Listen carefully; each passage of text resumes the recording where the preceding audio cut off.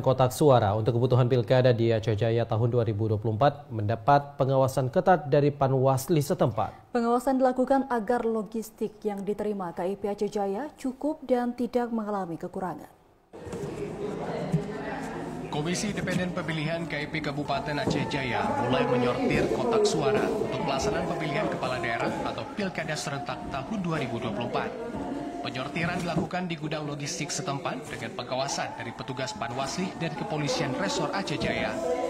Pengawasan melekat dilakukan guna memastikan proses sortir dan pengepakan kotak suara untuk Pilkada 2024 di Aceh Jaya sesuai dengan petunjuk teknis KPU RI dan aturan yang berlaku.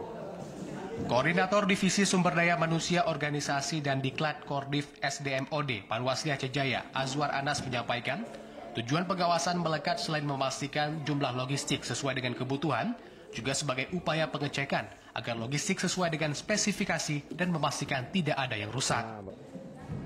Sehingga perlu kita mengawasi secara melekat tentang sortiran kotak suara. Kita akan terus melakukan pengawasan karena salah satu daripada hal yang urgent yang kita harus awasi adalah kotak suara. Karena ini menyangkut dengan penyimpanan hasil coblosan pada tanggal 27 November nanti. Kita akan berupaya semaksimal mungkin tidak ada terjadi. Azwar Anas menambahkan jika nantinya ditemukan logistik yang rusak dan kurang, maka petugas akan melaporkannya ke KIP Aceh Jaya. Dari Aceh Jaya, Musliani, TV Aceh melaporkan.